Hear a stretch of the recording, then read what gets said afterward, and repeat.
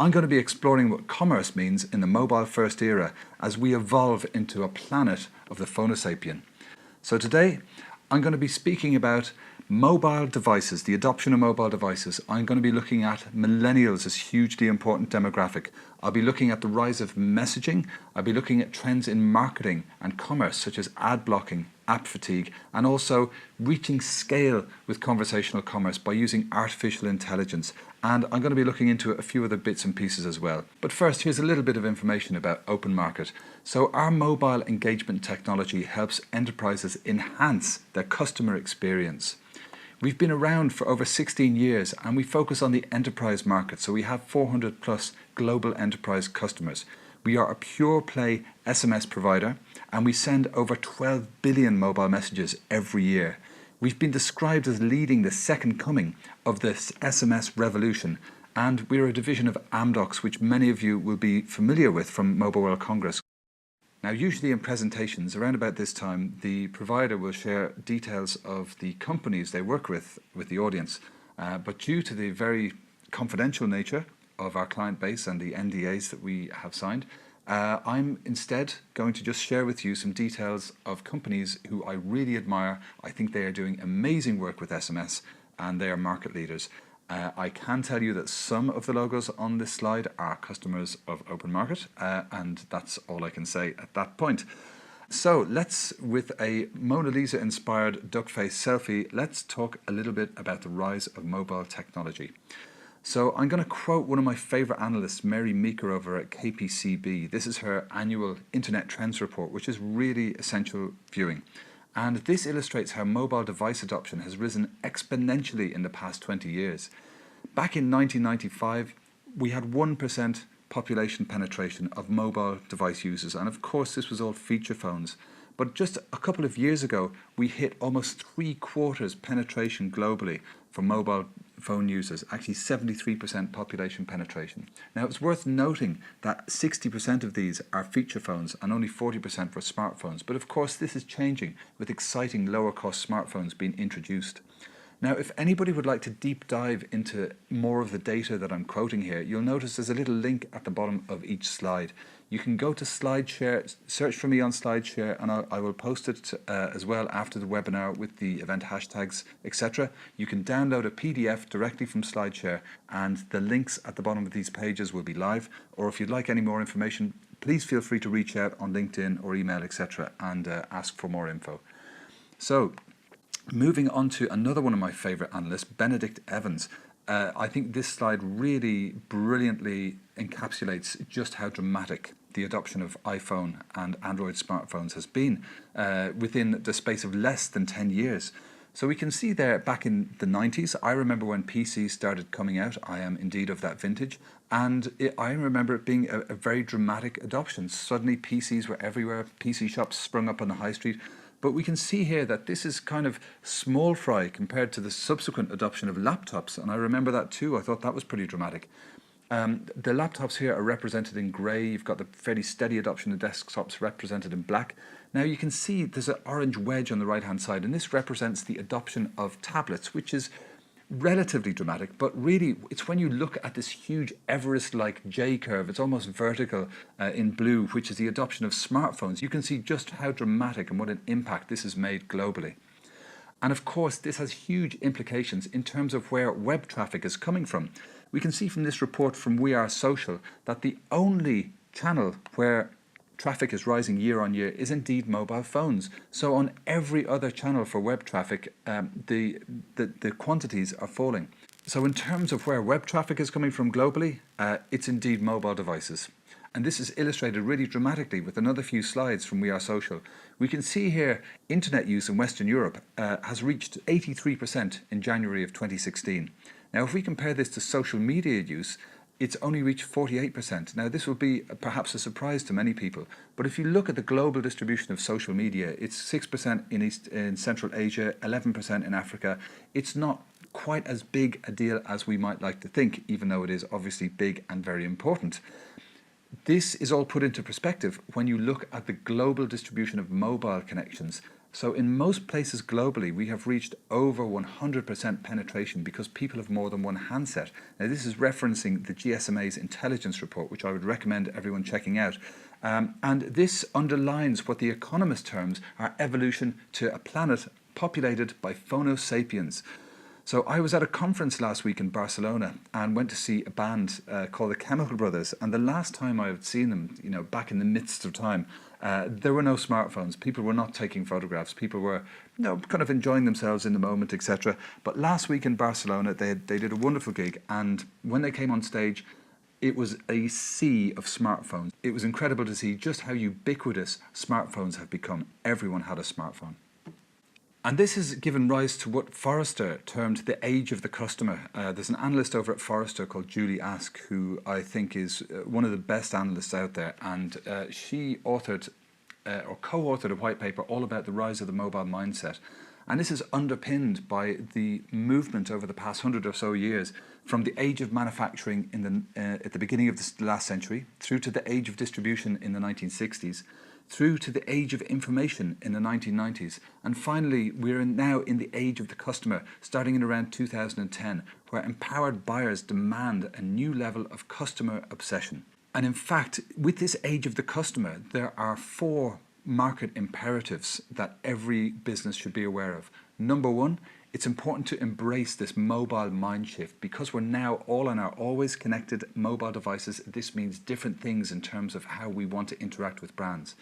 Number 2, it's important to become a digital disruptor. I think the phrase is disrupt or be disrupted. Just look at what Uber has done to the cab industry. Trend number 3 is to turn big data into business insights. We can collect this data, but how are we leveraging it and how are we improving the next point, which is transforming the customer experience. It's important to deliver a customer experience that meets the expectations of our global consumer base who are carrying around these amazing supercomputers in their pockets, which we quaintly refer to as phones.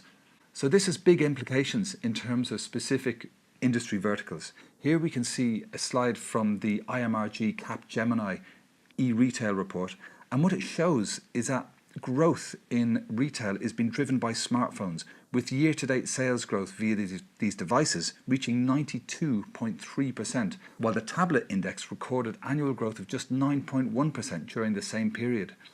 Looking at this a different way, Bloomberg identified that smartphones overtook computers as the top e-commerce traffic source in July of this year. So these are huge trends transforming how we buy things. And we expect certain customer experiences on mobile. And this is never more important than when we talk about the M word, which is of course millennials, the largest demographic in human history.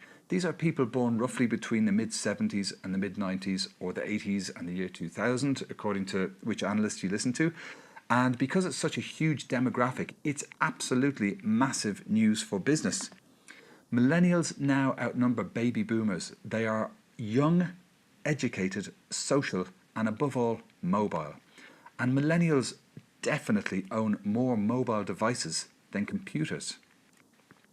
Now, the millennials use their mobile devices for all kinds of stuff, everything from customer support to service alerts to appointment reminders, purchasing, CSAT surveys, security, two-factor authentication, online banking. They use it for pretty much everything. The average millennial sends 109.5 texts every day, and in fact 75% of millennials prefer texting to talking on the phone. Now, what we found, OpenMarket actually sponsored some research, and what we found is that 83% of millennials open text messages within 90 seconds of receiving them. Now, bear in mind, this is the average, so an awful lot of text messages are opened much more quickly than 90 seconds, which is still pretty quick. And again, there's a link down at the bottom of the page if you want to click back to the source data.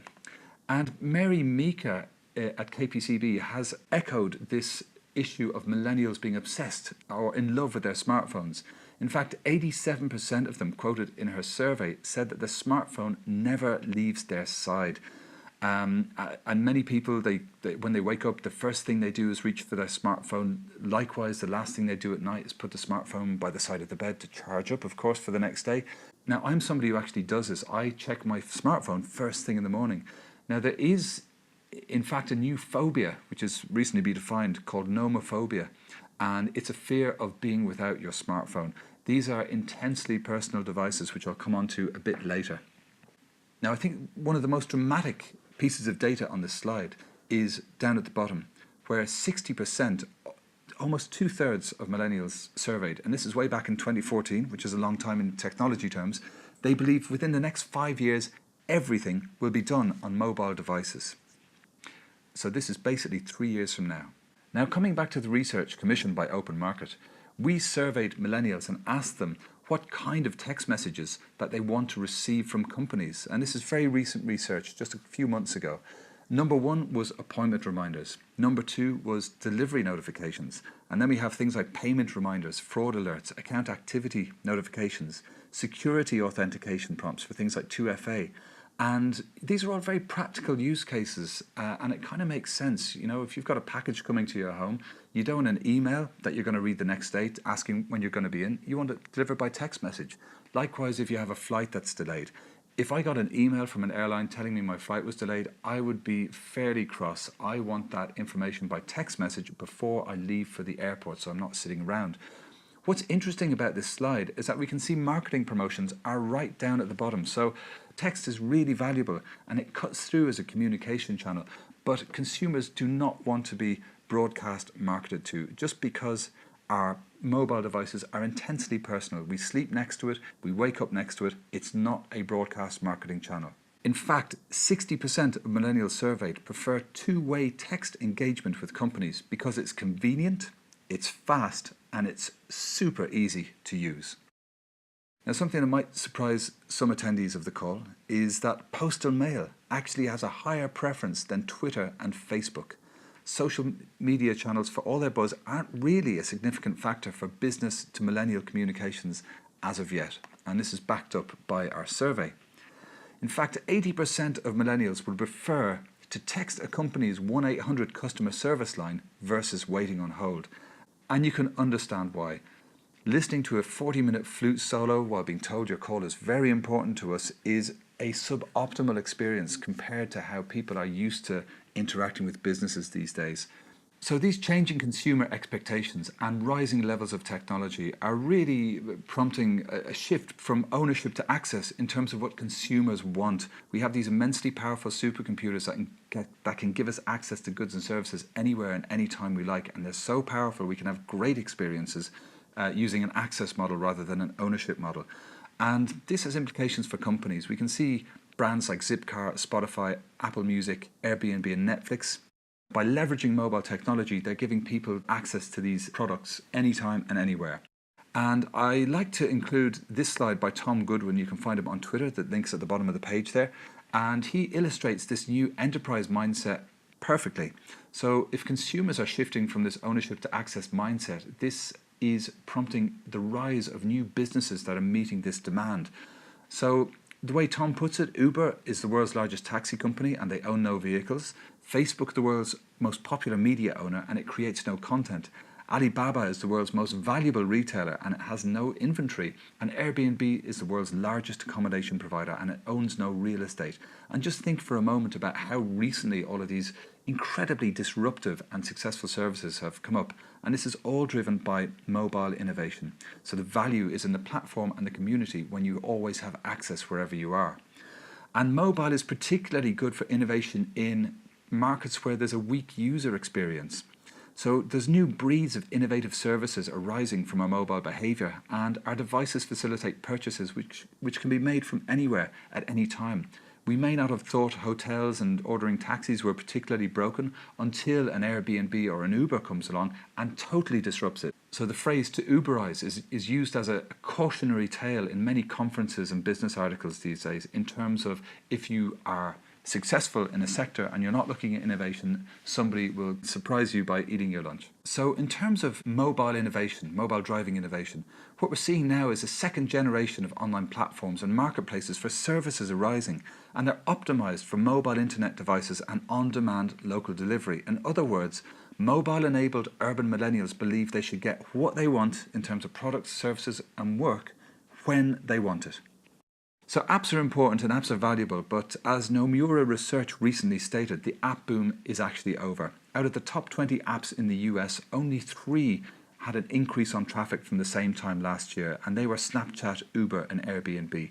And this kind of makes sense. We're reaching a saturation point in terms of mobile devices, and it stands to reason that people have now largely installed most of the apps they're going to need. So new installs of apps is going down year on year. And this does have big implications. There is indeed such a thing as app fatigue. I am frequently guilty of this. I have over 100 apps on my smartphone. I use a very small handful of them every day.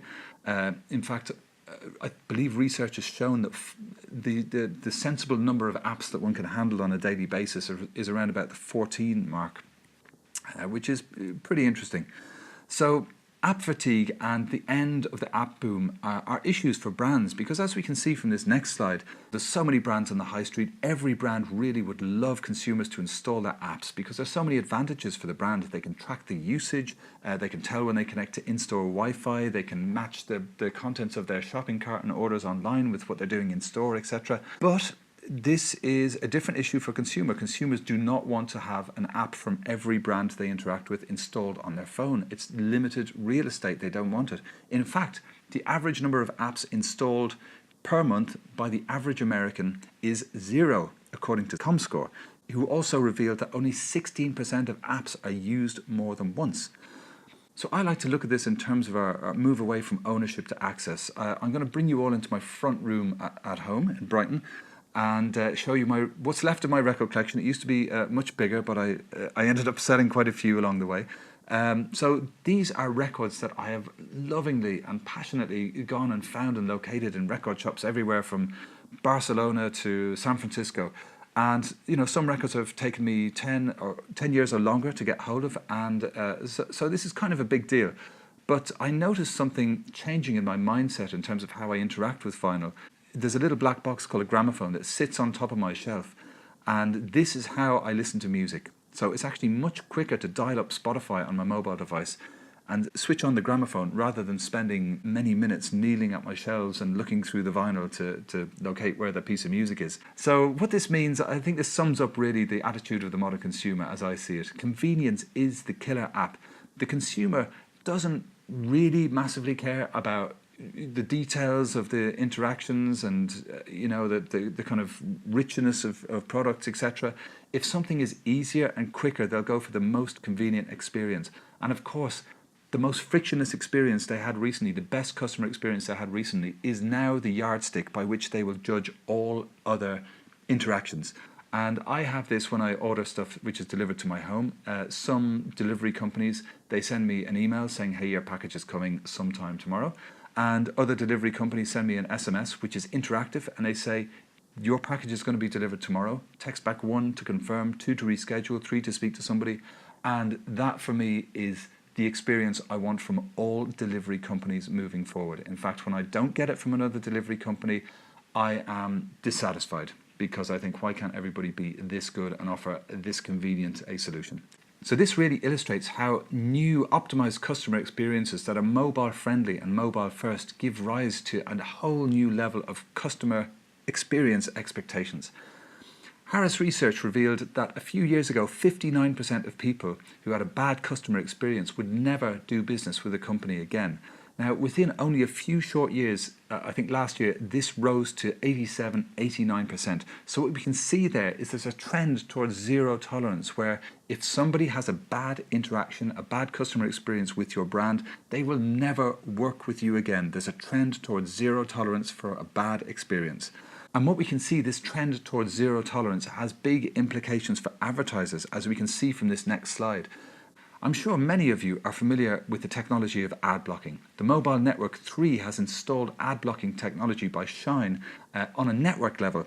So this shows how dramatic the trend towards zero tolerance is. Advertisers have been following an old model, a broken model. It doesn't work on always connected mobile devices which are personal. The model was spray and pray. It's broadcast advertising. But as was shown by Mary Mika's slides a bit earlier, mobile devices are too personal to be broadcast devices. And this is the result. This is what we see from consumers. They vote with their feet, they install ad blocking technology, and then in response to consumer demand, mobile network operators like 3 will install the ad blocking technology on a network level itself.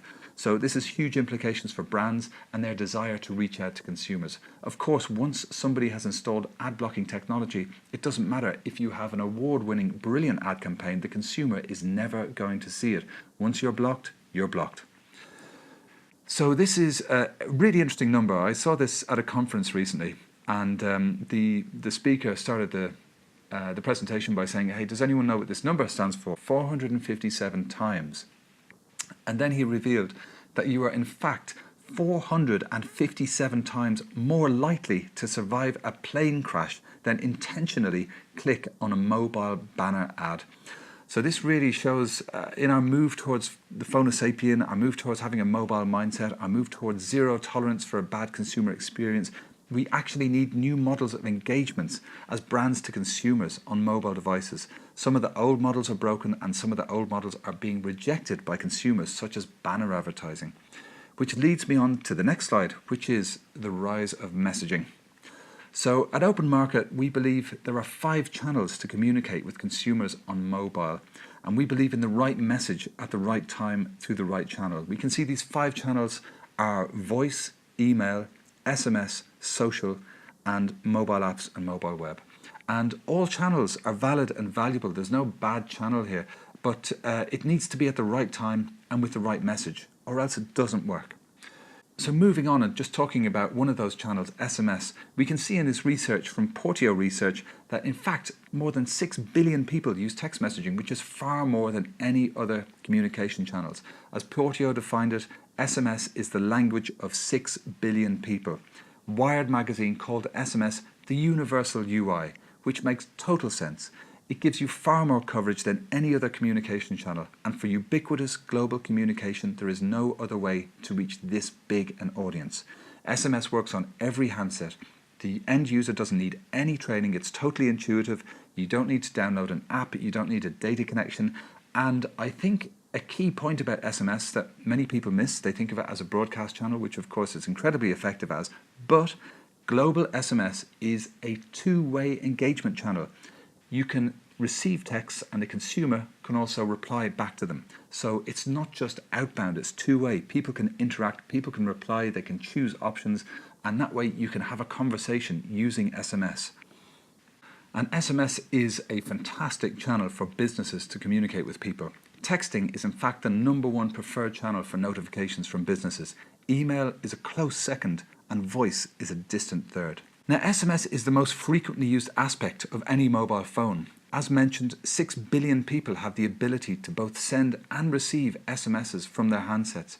90% of SMS messages are read within 3 minutes, and SMS has an astonishing open rate of 98% compared to just 20% for email. So if I as an enterprise had a really important message to send to my customers, my employees, my partners, I have a few options. I can send an email, and that's fine for some things, but if it was urgent and I needed a reaction, I needed to know people were seeing it and opening it, I can use SMS and reach 98% of the people I want to connect with, compared to 20% with email. But there are some caveats. SMS is very personal. So if you do it wrong, not only will you annoy the consumer, but as mobile messaging is regulated globally, if there are any issues or unwanted messages, you could be fined and you could be switched off. It's very important to be on the right side of the consumer. So here are a few guidelines for good SMS campaign management. SMS campaigns should be short, they should be infrequent, they should be timely, they should be important, and they should be wanted by the end consumer.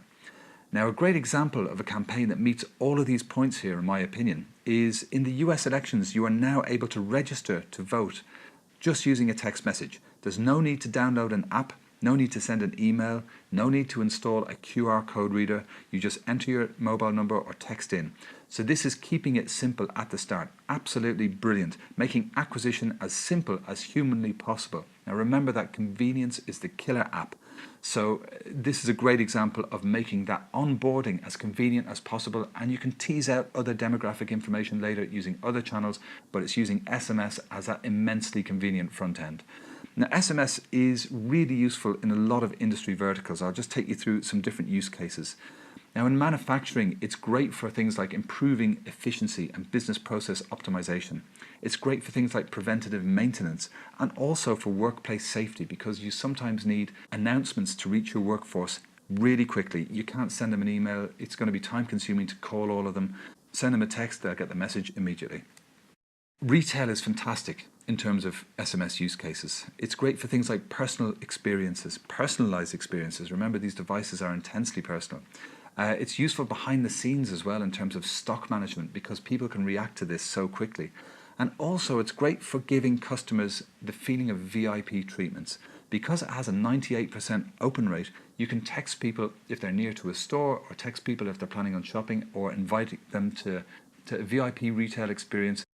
In healthcare, there are some fascinating new use cases because of the importance of the industry. Now, we are very honoured at OpenMarket to partner with Philips Healthcare globally, and they have actually developed a device called a Philips e-alert, which sits on an MRI scanner and detects variations and looks for indications that the machine might need a repair.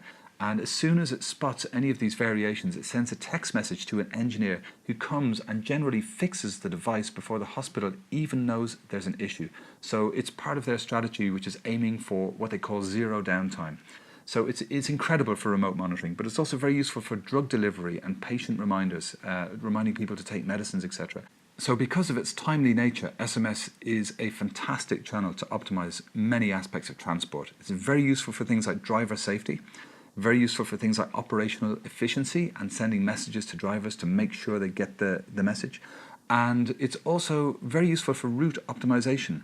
Now, Virgin Trains have recently introduced SMS via OpenMarket for things like customer engagement and also pre-boarding alerts. So they're actually managing the flows of people at very busy train stations to make sure that everybody has an optimized onboarding experience.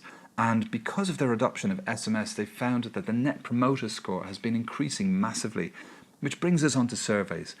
SMS is also brilliant for surveys, because when you think about it, you would like to reach out to the consumer and ask them questions about their experience in the moment. So shortly after they've interacted with you as a brand, you want to ask them how they feel. If you send them an email, it's likely that it won't be opened for some days or even weeks or even ever. It's got a 20% open rate, so it's highly likely, statistically it's highly likely, that your email survey will be completely ignored by the vast majority of consumers you're trying to interact with. On the other hand, SMS has a 98% open rate, so almost everybody will see your invitation to take part in a survey. And you can ask just a few questions on a scale of 1 to 5, etc., and send a number of text messages to go through a survey. So it's a very frictionless and easy interaction for the consumer. They don't need to go through the hassle of downloading an app, which they most likely won't do to interact with a survey. They don't need to reach mobile web. They don't need to have a data connection even. They can just reply to a few very simple text messages. And consumers really appreciate when you optimize your interactions with them for their modern mobile-first lifestyles. So coming back to apps, they're obviously very important. They're one of the biggest stories in technology over the past 10 years since the introduction of the iPhone. But if you look at the statistics, it actually turns out that over half, 6 of the top 10 most used apps globally in terms of usage and sessions are actually mobile messaging apps. So the story of the growth of apps is the story of the growth of messaging.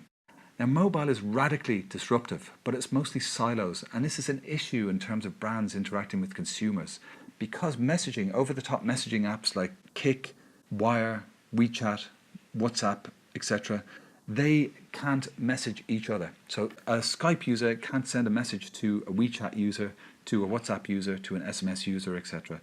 So what this means in terms of the user experience is that most of us probably have more than one messaging app or messaging channel that we use. And so every day at various times I will log into about 10 or 15 different messaging and social apps, and this is quite a suboptimal user experience. So there's a great new app called Riot Chat, which is based on an open messaging platform called Matrix, and Matrix are partners of OpenMarket. And the Matrix protocol enables interactivity between different messaging platforms and protocols. So an SMS message can in fact be sent by SMS from a phone and arrive in a messaging app on somebody's mobile handset, an over-the-top app, and vice versa.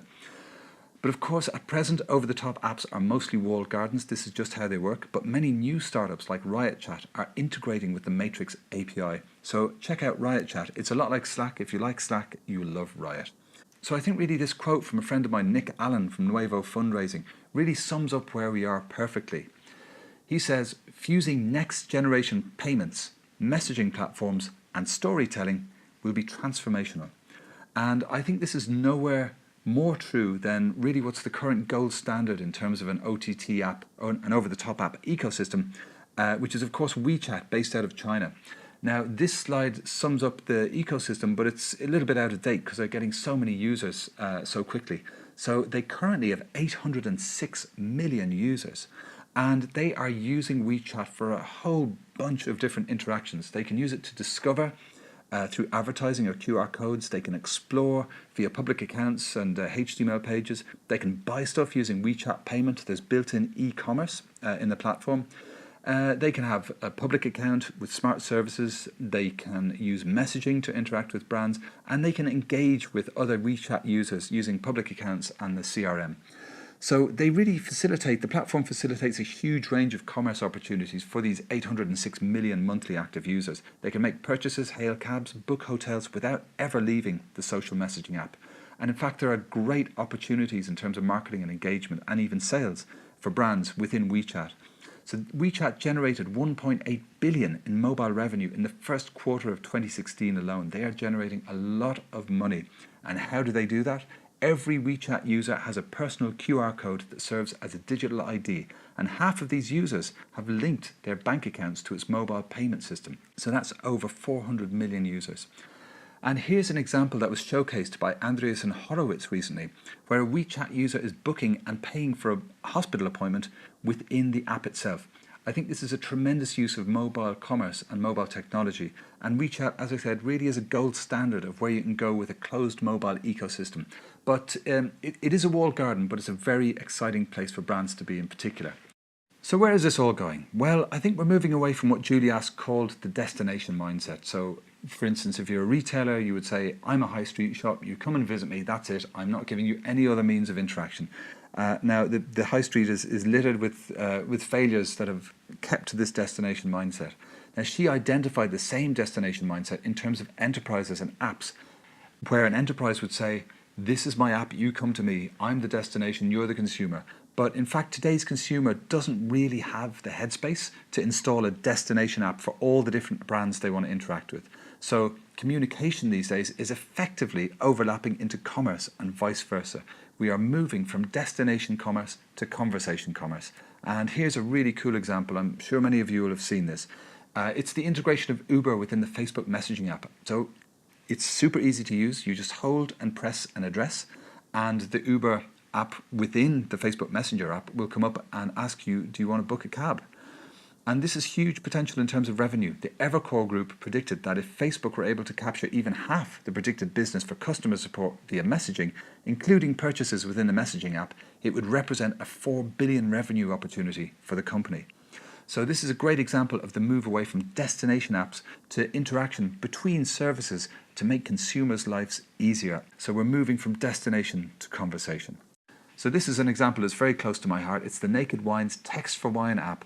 You can just text in once you're set up and say, I'd like a case of Rioja around about the £100 mark, and then you have a conversation very quickly with a salesperson who will make this happen for you.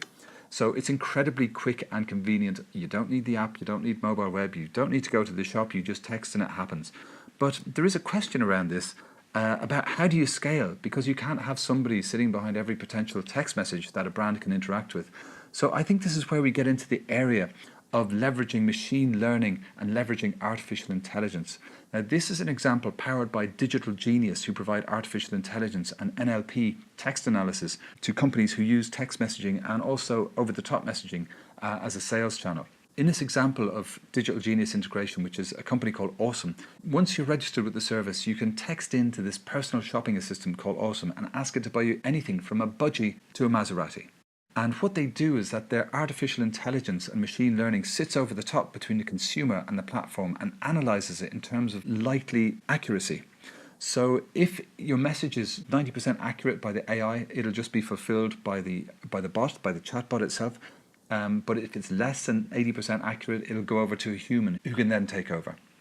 So it's really the fusing of a messaging front end and a payment back end under the hood in a way that's really convenient for the consumer. So you can use this platform to buy anything from a bunch of flowers to a Maserati.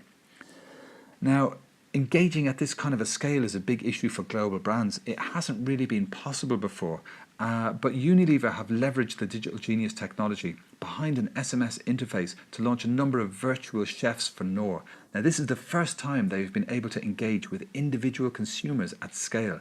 It's very complicated and costly to do this with humans, so by introducing chatbots and artificial intelligence, they can offer one-to-one marketing at a huge scale. Now, how it works is you would buy a packet of Knorr sauce or a jar of Knorr sauce in the supermarket.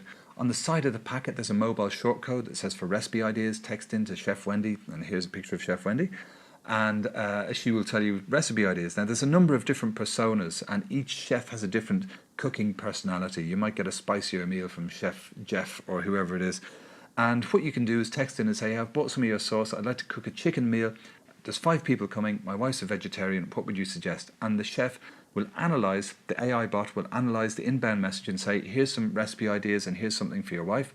Now, of course, because you are using your mobile device number to text in, the bots in the platform can recognise your mobile number and keep a note of the fact that your wife is a vegetarian. So if you text in next month or next week and say you want to cook a beef dish, it will still suggest an option for your vegetarian wife. It's very sophisticated. And chatbots are helping all kinds of brands scale quickly and really have a huge commercial impact. Activision's Call of Duty bot within the Facebook messaging app saw engagement soar to almost 6 million messages between users in the first week of existence. So this has big implications for how we interact with brands and indeed for the future of work. I keep reading about how many jobs such as long-distance truck drivers are going to be replaced by autonomous vehicles. Now, this is quite an interesting example in terms of financial advice.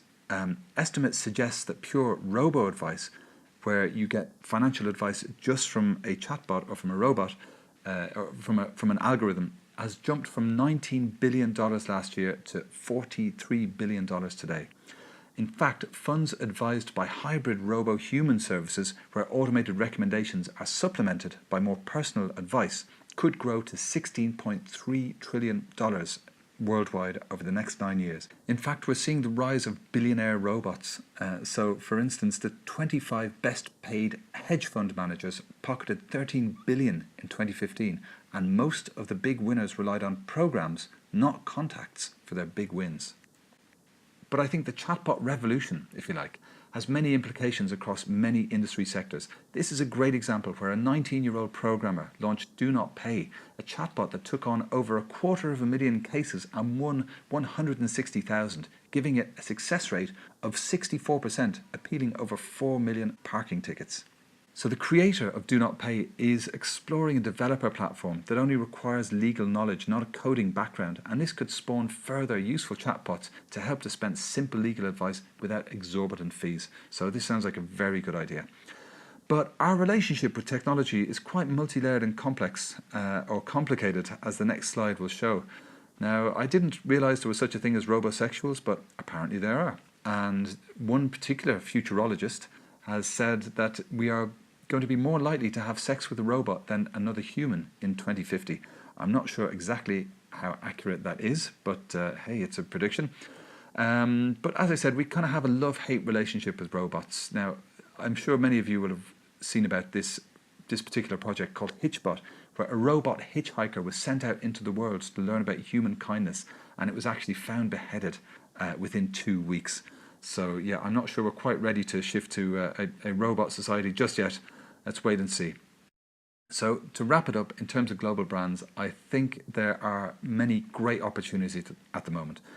Number one, the opportunity to innovate and the opportunity to collaborate. And how can big brands do this? A lot of it has to do with leveraging innovative new third-party tech. So Digital Genius is an interesting example there. I think it's important for brands to be part of the conversation and offer conversational commerce. And the last point is quite interesting. It's about leveraging big data and the idea that there may come a stage when consumers want more control of their own behavioral data and effectively use it to barter directly with brands. So more marketing budgets would be spent on data-driven consumer incentives and things like discounts rather than giving it to advertising, search and affiliate websites. The consumers would want to get that kickback directly. Now, of course, there are many threats in the market. The term to Uberize is a cautionary tale that's rolled out at many conferences. Number one is having a destination mindset. It's my app, you come to me. It's my high street store, you come to me. Today's consumer wants more opportunities to interact with brands. It's not necessarily all about an app. It's not necessarily about a destination. So there is a risk of companies becoming irrelevant. If you're not part of the conversation, you may be irrelevant and consumers will go elsewhere. And there is a real genuine threat on just relying on an app as a strategy. Unless you're somebody like WeChat or Uber or one of the early smash hits of the app world, there is a huge risk that you will get zero cut through. The average number of apps installed per month is 0. An app in itself is not a mobile strategy, but an app should be a part of your mobile strategy. So just to sum up, it's really important to disrupt. You disrupt, or today you will be disrupted. You don't need to call. Millennials, in fact, prefer if you don't call, just text. Consumers want convenience. Convenience is the killer app. In many cases, convenience will trump privacy. Again, particularly for millennials, if you give them the convenience, as we see from providers like Facebook and Google, they don't mind giving away a bit of privacy and a bit of personal data. But at the same time, it's important to establish transparency. Consumers really respect it, and in fact, they demand it. Omnichannel is obviously the way to go. You need to give people the option to interact with your brand on multiple channels and to start on one channel and finish on a different one. And above all, make it personal. Mobile devices are personal, so it's important to make your communications personal. The era of spray and pray marketing is over, and we can see this through our adoption of technology like ad blockers.